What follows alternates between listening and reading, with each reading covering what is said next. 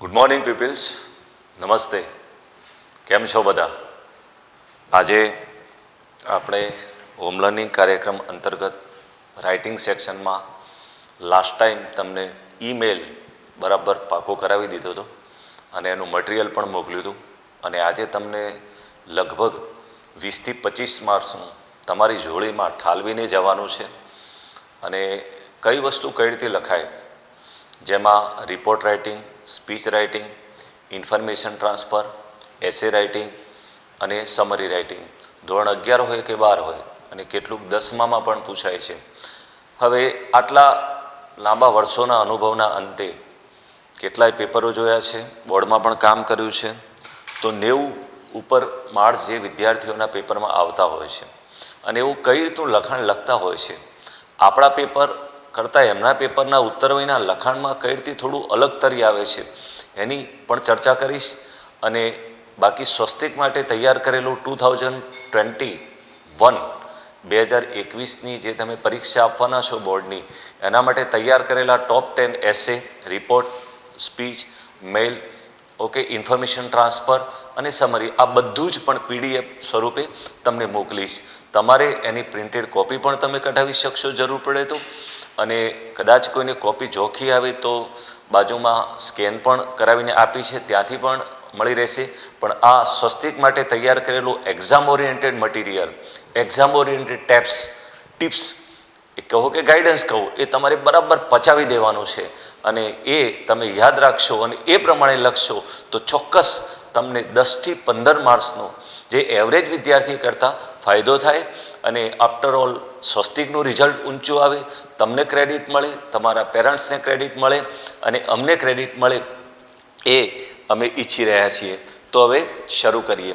સૌપ્રથમ હું અહીંયા તમને કહીશ કે કઈ જગ્યાએ કયું કેટલા માર્કનું પૂછાય છે. તમે ટાઇટલ અહીંયા જોઈ શકો છો કે એક્ઝામ ઓરિએન્ટેડ ગાઈડન્સ, પરીક્ષાલક્ષી માર્ગદર્શન. તો પરીક્ષાલક્ષી માર્ગદર્શનમાં રિપોર્ટ રાઇટિંગ, ઓકે, જે 6 માર્કનો મેલના અથવામાં છે, એસે જે 8 માર્કનો છે, સ્પીચ જે 5 માર્કની છે, સમરી રાઇટિંગ જે 6 માર્કનું છે જેમાં ટાઇટલ આપવાનું હોય છે, અને ઇન્ફોર્મેશન ટ્રાન્સફર જે 5 માર્કનું હોય છે. આ બધું જ હું તમને આજે મતલબ કે ટીચ કરવાનો છું. એવું નથી કે આ માત્ર 12મા ધોરણ માટે છે, 11મા ધોરણ માટે પણ એટલું જ મહત્વનું છે. કઈ બાબત શું છે એ જરા તમે સમજી લો. સૌપ્રથમ આપણે રિપોર્ટ તરફ ધ્યાન આપીએ. તો રિપોર્ટ ક્યાં કઈ જગ્યાએ પૂછાય છે એના માટે હું તમને બરાબર ધ્યાન આપું. તો રિપોર્ટ જો મારી પાસે 12માનું જે પેપર છે, તો 12માના પેપરમાં અહીંયા તમે જોઈ શકો છો કે આ જે રિપોર્ટ છે ઈમેલના અથવામાં છે. Write a report on your visit to old age home, બરાબર, મેલના ઓપ્શનમાં છે, જેના માર્ક છે 5. ઓરાઇટ, એટલે આ રિપોર્ટ માટે સિમ્પલ તમને એક ટિપ્સ આપી દઉં. ઓકે, ધ એડજસ્ટમેન્ટ પાર્ટ ટેક્સ્ચ્યુઅલના આધારે પૂછાવાનો છે.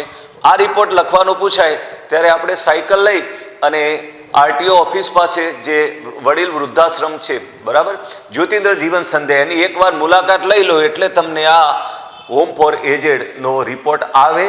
અને બોર્ડમાં પણ પૂછાયેલો છે ને આપણા ટોપ 10 જે અહીંયા લિસ્ટ આપ્યું છે એની અંદર આ રિપોર્ટ છે જ, એટલે સ્વસ્તિકના મટીરિયલમાં આ રિપોર્ટ આવી જાય છે.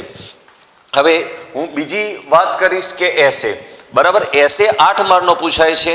જે એસે એ વિજ્ઞાન પ્રવાહના વિદ્યાર્થીઓ માટે તમે જોઈ શકો છો કે 7 માર્કનો છે અને 2માંથી 1 પૂછાય છે.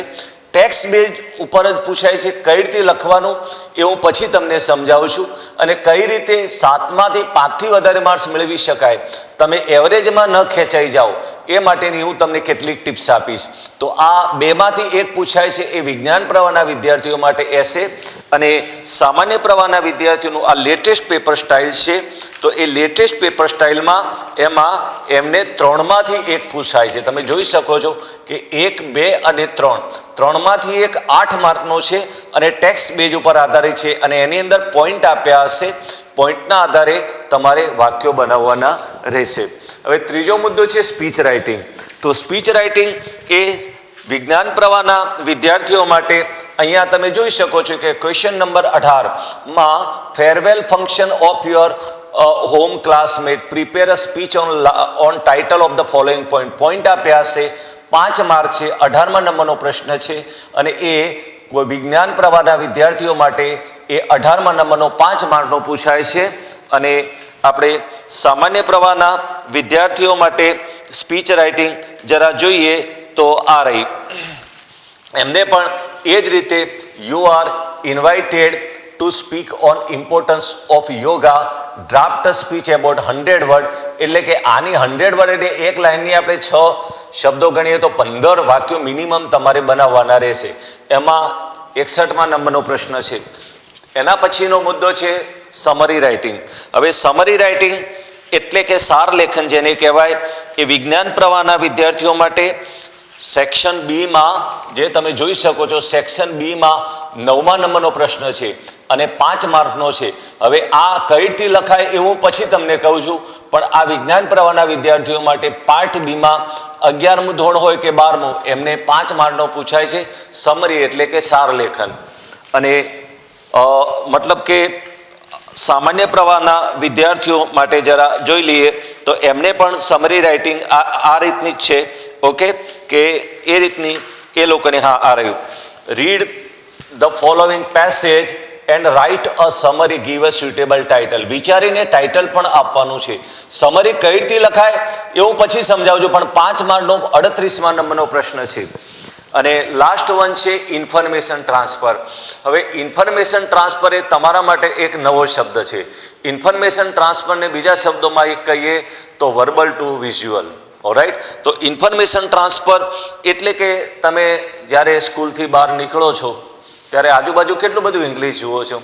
Hoardings, catalogue, brochure, map, draft, catalogue, કોઈ બિલ આવે છે, કેશ મેમો આવે છે, એન્ડ બિલ આવે છે, ટ્રી ડાયાગ્રામ આવે છે, રેડ ડાયાગ્રામ આવે છે, કોઈ ટેબલ આવે છે, તમારી માર્કશીટની ઇન્ફોર્મેશન આવે છે, પાઈ ડાયાગ્રામ આવે છે, એનાલિસિસ આવે છે. તમે બહારનું ઇંગ્લિશનું નોલેજ તમારું કેટલું છે અને એ નોલેજ, ધારો કે આ રૂમ જ છે, આ રૂમનું મારે 10 શબ્દોમાં તાત્કાલિક 10 વાક્યોમાં તાત્કાલિક વર્ણન કરવું હોય તો તમારી કેપેબિલિટી કેટલી છે એનું મૂલ્યાંકન કરવા માટે 5 માર્કનો ઇન્ફોર્મેશન ટ્રાન્સફરનો પ્રશ્ન પૂછાય છે, જે વિજ્ઞાન પ્રવાહના વિદ્યાર્થીઓ માટે પણ એ અહીંયા આપેલો હોય છે.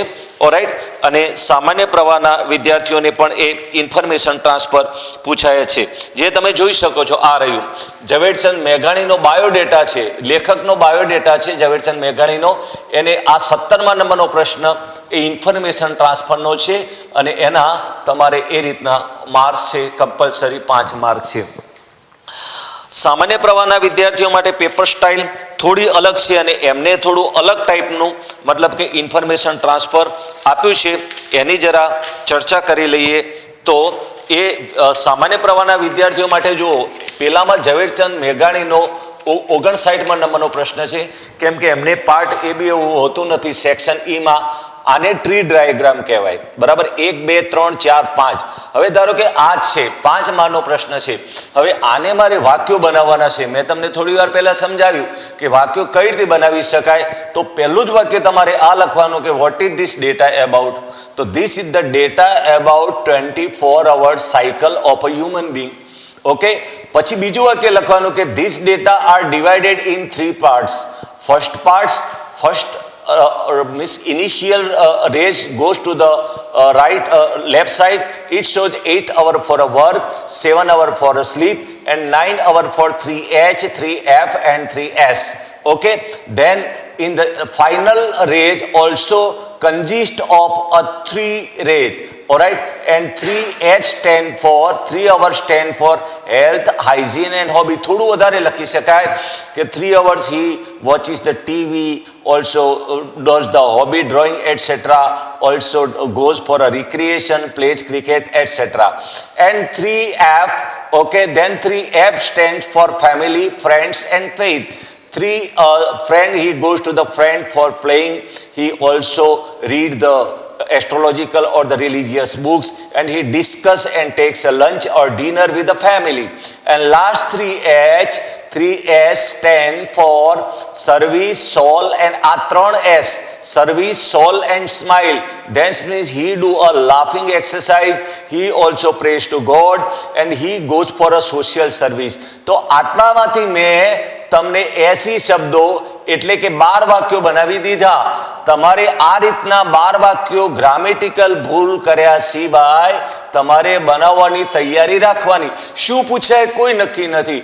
આપણી ચારે બાજુ જે ઇંગ્લિશ ફરી રહ્યું છે, જે કોઈ તમે જુઓ છો એને શબ્દોમાં ઢાળવાની પ્રેક્ટિસ તમારે કરવાની છે. આને ઇન્ફોર્મેશન ટ્રાન્સફર એટલે કે ચિત્રાત્મક માહિતી જે છે એને વાક્યોમાં બનાવવાની તમારે પ્રેક્ટિસ આવડવી જોઈએ. હવે આ મેં તમને સમજાવ્યું કે કયું કેટલા માર્કનું ક્યાં પૂછાય છે. એટલે પેપર સ્ટાઇલમાં રાઇટિંગ સેક્શન જે આજનું આપણું ટાઇટલ હતું એ તમારા મગજમાં ક્લિયર થઈ ગયું. હવે હું સ્ટેપ બાય સ્ટેપ જાઉં છું કે પહેલું હું લઉં છું કે ડ્રાફ્ટિંગ અ સ્પીચ એટલે કે સ્પીચ જેના માર્ક છે 5 અને ક્વેશ્ચન નંબર 18 છે. તો સ્પીચ રાઇટિંગ એટલે શું છે? તો સ્પીચ રાઇટિંગ એટલે કે પબ્લિક એનાઉન્સમેન્ટ જેને કહેવાય છે. શું કહેવાય છે? Public announcement. જાહેર લોકોને સંબોધન કરવા માટે. ઘણા વિદ્યાર્થીઓ ઘરમાં ઘણું બોલતા હોય, બાથરૂમમાં નાતી વખતે ઘણા ગીતો ગાતા હોય, પણ જ્યારે પબ્લિક સામે બોલવાનું આવે, કોઈ સભામાં બોલવાનું આવે ત્યારે એમને મતલબ કે ઘણી બધી સમસ્યા થતી હોય છે. અમે ટીચર પણ શરૂઆતમાં જ્યારે ક્લાસરૂમમાં ટીચિંગ કરવાનું થતું હતું ત્યારે પ્રોબ્લેમ થતો, હવે એ થતો નથી. તો જ્યારે સ્પીચ રાઇટિંગ પૂછાય એટલે કે તમારા પાઠ્યપુસ્તકને આધારે 100 શબ્દોમાં પૂરી કરવાની છે તમારે આ સ્પીચ. 100 શબ્દો એટલે કે તમારે 15 વાક્યો 18 થી 20 વાક્યો બનાવવાના છે. ઓકે. હવે કોઈ પણ સ્પીચ પૂછાય ત્યારે શરૂઆત તમારે આ રીતે કરીને આવવાની. ધારો કે environmental day celebrated in my school, એના વિશે તમારે સ્પીચ આપવાની છે. તો પહેલું તમારે લખી નાખવાનું કે title of the speech environmental day celebration. Okay. જો કોઈ પણ સ્પીચ પૂછાય ત્યારે સામે બેઠેલાને માન તો આપવું પડે. તો respected principal, honourable teachers, dear student and dignities sitting on the stage. Okay. I myself Yogeshbhai Joshi, student of standard 12A science, Swastik high school Palanpur. ત્રીજું વાક્ય આ લખવાનું, today I am going to deliver a speech about environmental day. ચોથું વાક્ય તમારે આ લખવાનું કે I am thankful for my teacher for encouraging me and guiding me. I am also grateful to my principal for selecting me for delivering a speech on such a day. છઠ્ઠું વાક્ય આ લખવાનું કે I hope you all will like my speech and listen by also attentively. સ્પીચમાં વચ્ચેના જે 5-7 વાક્યો છે એ તમારે મુદ્દાને આધારે, ધારો કે 5th June is celebrated as the environmental day ને તમે we also make a rally and take out the slogan, આ બધું તમારે લખવાનું. સ્પીચ જ્યારે પૂરી થાય ત્યારે કોઈ પણનો આભાર માનવાનું ભૂલવાનું નહીં. ઓકે. તો છેલ્લું વાક્ય તમારે આ લખવાનું and last I am thankful for giving a big hand. બધાએ તાળીઓ પાડી હોય ને તો તમારે લખવાનું કે I am thankful for giving a big hand and also supporting me. Alright, all the best and goodbye. છેલ્લે આ વાક્ય લખીને સ્પીચ પૂરી કરવાની.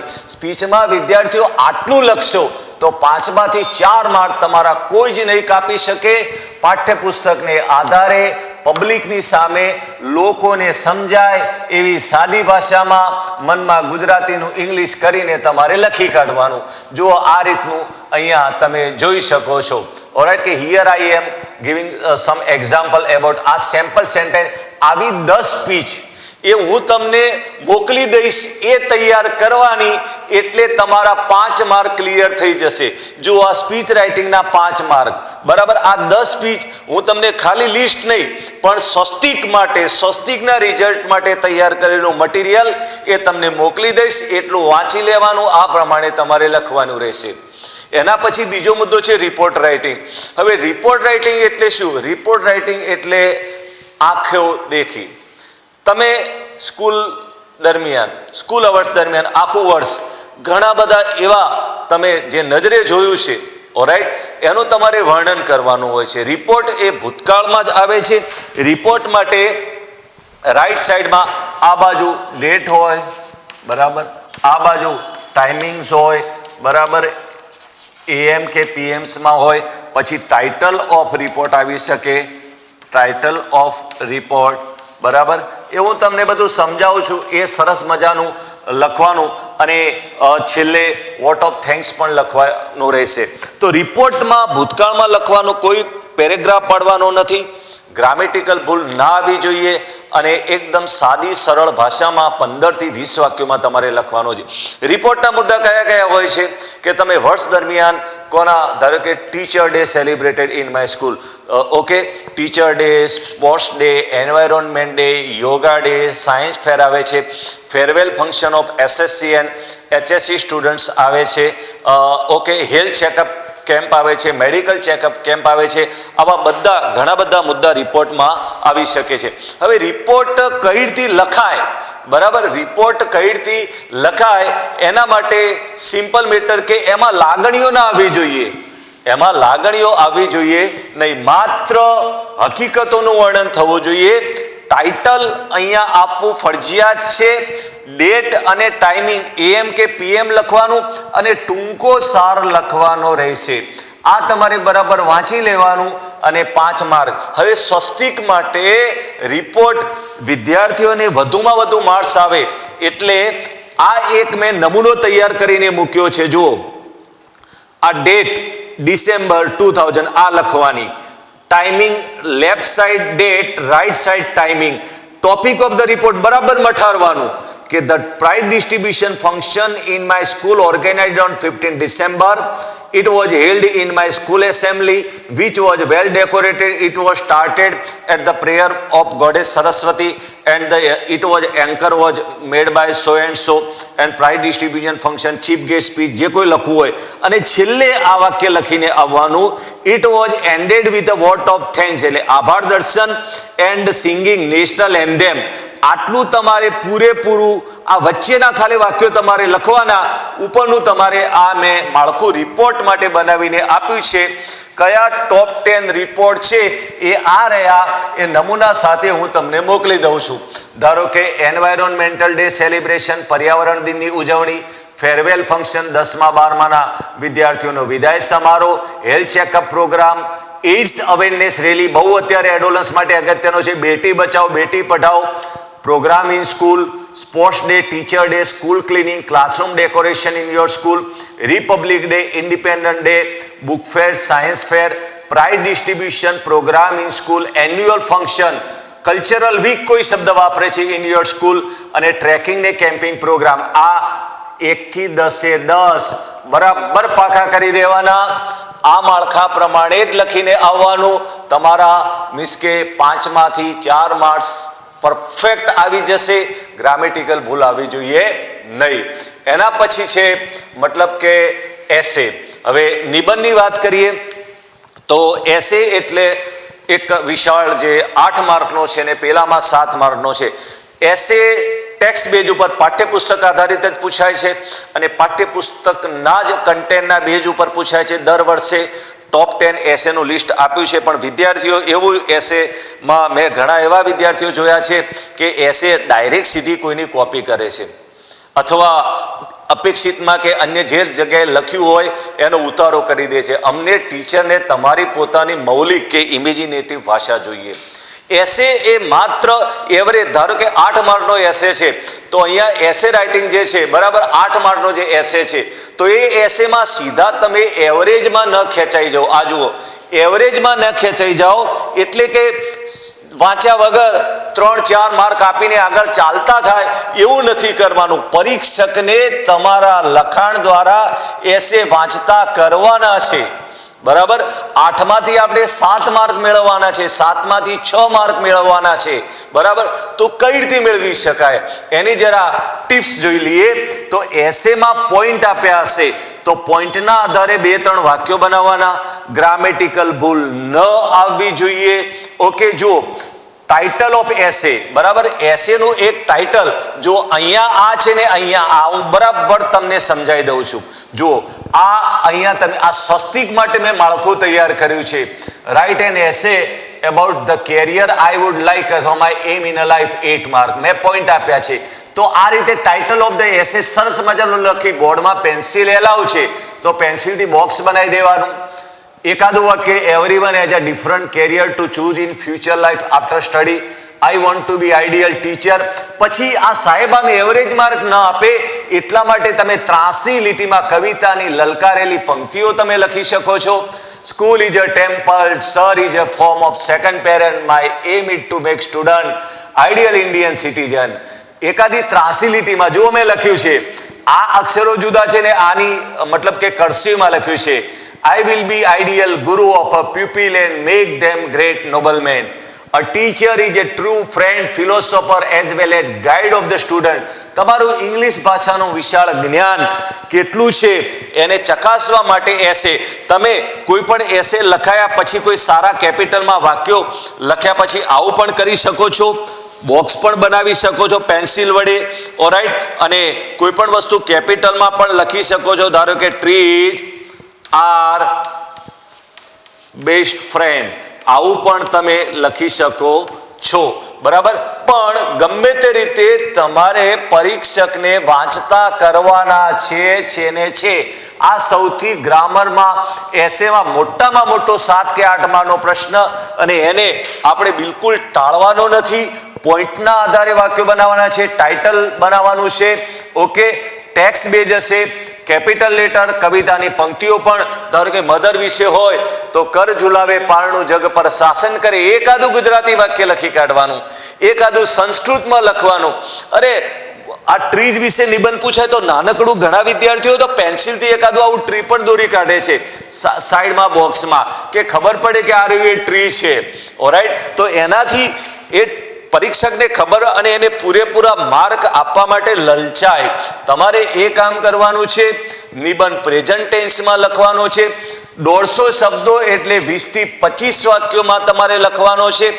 અને નિબંધ માટે સિક્વન્સ ઓફ ટેન્સીસ, જે મુદ્દો હોય એને બરાબર વળગી રહેવાનું છે. અને પાઠ્યપુસ્તક આધારિત જ. અને આ સારા મતલબ કે જોવા માટે બોર્ડ દર વખતે બહાર પાડે છે જે પેપરોમાં 90 ઉપર માર્ક આવ્યા હોય એ પેપરોમાં નિબંધો કેવા લખ્યા છે એના નમૂના બહાર પાડે છે. એ નમૂના તમારે બરાબર જોઈ લેવાના, અને એ નમૂના પ્રમાણે આ એસે કઈ રીતે લખવા, આ ટોપ 10 એસે પાઠ્યપુસ્તક ઉપર આધારિત એ હું તમને મોકલીશ. તમારે તૈયાર કરવાના 8 માંથી 7 માર્ક્સ તમારા. જો સુપરસ્ટિશિયન્સ ઇવન ટુડે, ઓરાઈટ. પેલા મંકીસ પો પાઠને આધારે, યોગા ધ બેસ્ટ એક્સરસાઇઝ 11મા ધોરણના પાઠને આધારે, stress management, manage your stress પાઠને આધારે, favourite cartoon series Mickey Mouse કે પેલા એના એ પાઠને આધારે, યુનિટી ઇઝ સ્ટ્રેન્થ, ઓરાઈટ. કે આખો પાઠ જ છે મેન ઇઝ વગેરે, problem of working woman, alright. Sojourner Truth પાઠને આધારે, save the environment, green charter પાઠને આધારે, આ વોલ્ટ ડિઝની પાઠને આધારે, my ambition in a life for youth પાઠને આધારે, disadvantage of war Helen Keller પાઠને આધારે, ફેવરેટ સાયન્ટિસ્ટ. અને આપણે 11મા ધોરણમાં એક પાઠ જ છે આખો પાલનપુરી યુથ, એના આધારે કમ્પ્યુટરમાં કેન યુ ઇન્સ્ટોલ લવ એ પાઠને આધારે, global warming, pollution, save the environment, green charter પાઠને આધારે, love a powerful feelings for youth એ પાઠને આધારે, visit to the home for aged એ એડજસ્ટમેન્ટ પાઠને આધારે આટલા ટોપ 10 તૈયાર કરી દેવાના. તમને નિબંધ પણ મળશે. આ રીતે લખવાના. 8 કે 7 માંથી 6 માર્ક્સ વિદ્યાર્થીઓ તમારા. એના પછી છે સમરી રાઇટિંગ. સમરી રાઇટિંગ કઈ રીતે લખવાનું? તો સમરી રાઇટિંગ એટલે કે ગુજરાતીમાં જેને કહેવાય કે સાર લેખન. ઘણા વિદ્યાર્થીઓ શું કરે છે કે સમરી રાઇટિંગ આવી એટલે પહેલું વાક્ય ઉઠાયું, છેલ્લું ઉઠાયું, ત્રીજું ઉઠાયું, ચોથું ઉઠાયું, એ 4 વાક્યો લખીને આવતા રહે છે. બિલકુલ ખોટી મેથડ છે. સમરી એટલે કે સાર, જેનો બીજા શબ્દોમાં અર્થ થાય છે પ્રેસિઝ રાઇટિંગ. ઓરાઈટ. તમે એને એકવાર બરાબર વાંચી કાઢવાનું, ફરી બીજી વાર વાંચવાનું, અને તમને ના આવડતા શબ્દમાં પેન્સિલથી બોર્ડના પેપરમાં તમારે અંડરલાઈન કરી દેવાનું, ઉત્તરો નહીં પેપરમાં.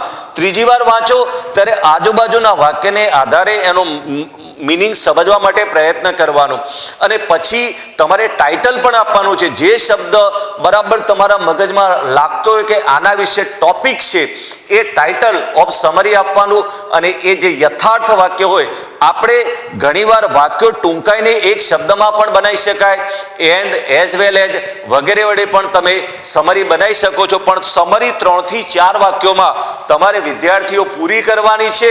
સમરી રાઇટિંગ વિશે તમે જોઈ શકો છો કે અહીંયા ફોર તમે બહારનું કેટલું વાંચો છો એના પર આધારિત છે. 4 થી 5 વાક્યોમાં બનાવવાની છે. એ વર્તમાન કાળમાં જ બનાવવાની છે, ભૂતકાળમાં નહીં. હમણાં પેપર હતું ત્યારે મેં 2 સમરી તમને કહીને બતાવી. ટેબલ સમરી લખો, બરાબર, કે એ રીતે તમારે બનાવવાનું રહેશે. ઉપર છેલ્લું તમારે મતલબ કે વાંચન કરવાનું રહેશે. ફરી પાછું ડીપમાં વાંચન કરવાનું રહેશે. જ્યારે એક શબ્દથી ચાલતું હોય ત્યારે આખું વાક્ય નહીં લખવાનું. ઓરાઈટ. અને જે મુખ્ય વિચાર આવે એ રીતે કી પોઈન્ટ બનાવવાના રહેશે. પ્રથમ વાક્ય એવું લખો કે જે ભાવ દર્શાવતો હોય અને 1/3 ભાગમાં સમરી તમારે બનાવવાની છે, બરાબર. અને અંતે એકવાર વાંચી લેવી. ગ્રામેટિકલ ભૂલ ન હોવી જોઈએ. પેરેગ્રાફ નથી પાડવાનો અને grammatical error. Title choice is important. સમરીમાં, સાર લેખનમાં કે પ્રેસિઝ રાઇટિંગમાં તમે જે ટાઇટલ પસંદ કરો છો એ ખૂબ જ અતિ મહત્વનું છે સમરી માટે. મતલબ કે એ તમે તમારી ટેક્સ્ટ બુકમાં કે બહારના મટીરિયલમાંથી સમરીમાં નક્કી નથી કે કયું આવી શકે, પણ તમે ફ્લેમિંગો કે લેફિંગ બુકમાંથી પણ તમે એ વાંચી શકો છો. And last one is the information transfer. Information transfer એટલે કે ચિત્રાત્મક માહિતી જે છે એ શબ્દોમાં આપણે કઈ રીતે આપણી ભાષામાં બનાવવાની, ઓરાઈટ, એની માહિતી એટલે કે ઇન્ફોર્મેશન ટ્રાન્સફર. થોડી વાર પહેલાં મેં કહ્યું કે table, graph, catalogue, brochure, alright, bill. તમે જાઓ છો, કેશ મેમો લો છો, તમે એટીએમ કાર્ડ તમારી પાસે હોય છે, મતલબ કે બિલ વગેરે ભરો છો. તમને કેટલું ઇંગ્લિશ આવડે છે એ શબ્દોમાં બનાવવા માટેનું નામ છે ઇન્ફોર્મેશન ટ્રાન્સફર. ઓરાઈટ. એટલે ઇન્ફોર્મેશન ટ્રાન્સફરમાં વર્બલ ટુ વિઝ્યુઅલ તમને આ રહ્યું જુઓ. ઓકે. પેલું તમારી પાસે જે આવે ને એને ગુજરાતી બનાવી દેવાનું. 10 થી 12 વાક્યો બનાવવાના રહેશે. ઓકે. જુઓ, એમાં ટેબલ આવી શકે, ગ્રાફ આવી શકે, ડાયાગ્રામ આવી શકે, ચિત્ર આવી શકે, નકશો આવી શકે, કોઈ મકાનનું મતલબ કે બ્રોશર આવી શકે. હવે આ જ છે તો આને હું કઈ રીતે હું 10 થી 12 વાક્યો બનાવું? તો પહેલું બનવાનું કે what is this data about? તો this is the data about student age and height. પછી કહેવાનું કે ધેર આર 3 કોલમ એન્ડ આપણે વાક્યો ગમે તે કરીને બનાવવાના છે. 5 rows. First column suggest data about student, second column suggest data about age, third column suggest data about height. There are 4 student are included. Okay. Ajay is 20 years old and its height is a 5.3. So that means the age of Ajay and Veena, male and female, are equal. Ami is the most senior, 23 years. અને સૌથી youngest કોણ છે? વિજય is the youngest. તો આ રીતે તમે comparison કરો. સૌથી વધારે કોણ છે, સૌથી નીચું કોણ છે, બીજા નંબરનું કયું છે, પહેલા નંબરનું કયું છે. તો આટલાને આધારે 10 થી 12 વાક્યો તમને આવડવા જોઈએ. બસમાં બેઠા હોય, બહાર ફરતા હોય ત્યારે ઇંગ્લિશમાં હોર્ડિંગ, છાપામાં એડવર્ટાઇઝમેન્ટ જોવા પ્રયત્ન કરો અને એનું વર્ણન કરવા પ્રયત્ન કરો કે નક્કી નથી શું આવવાનું છે, કેમ કે ગ્લોબલ ક્વેશ્ચન છે અને એના આધારે પણ તમે પૂછી શકો છો. અહીંયા એપ્લિકેશન માત્ર સામાન્ય પ્રવાહવાળા માટે છે, પણ આ ટોપ 10 એપ્લિકેશન જે છે વિદ્યાર્થીઓ ભલે આપણે સાયન્સના રહ્યા પણ સાયન્સમાં પણ ફ્યુચરમાં આપણે એપ્લિકેશન કરવી પડશે, માટે એકવાર વાંચી લેવી. શોર્ટ નોટ પાઠને આધારે આ ટોપ 10 શોર્ટ નોટ એ પણ હું તમને મોકલીશ, એ તમારે બરાબર તૈયાર કરી લેવાની. ઓકે. તો આટલા રિપોર્ટ, આટલા નિબંધો, આટલા ઈમેલ જે લાસ્ટ લેક્ચરમાં મેં લઈ લીધું છે, આટલી સ્પીચ, ઓકે, આટલી શોર્ટ નોટ, આટલી એપ્લિકેશનનું મટીરિયલ પણ હું સામાન્ય પ્રવાહવાળાને મોકલી શકું છું. તમારા મિત્રો હોય તો તમારે એ બરાબર એમને આપવાની અને સ્કૂલનું 100% રિઝલ્ટ લાવવા માટે વિદ્યાર્થીઓ આટલું તૈયાર કરશો. તાકાત નથી કે તમારું રિઝલ્ટ ડાઉન કરી શકે. ઓકે. બધું જ મટીરિયલ તમને મોકલી દઈશ, બરાબર એક્સપ્લેન કર્યું, પ્રિન્ટેડ છે, તમે કોપી કઢાવી શકશો. અવેલેબલ ન હોય તો બાજુમાં બ્રહ્માણી ઝેરોક્સમાં પણ ત્યાં સ્કેન કરેલું છે. પણ પરીક્ષાની તૈયારીમાં બરાબર લાગી જજો, કેમ કે આફ્ટર ઓલ તમારી ક્રેડિટ, સ્વસ્તિકની ક્રેડિટ અને પેરેન્ટ્સની ક્રેડિટ ઇમ્પોર્ટન્ટ છે. I hope today's lecture you will like most. Thanks for all. Goodbye.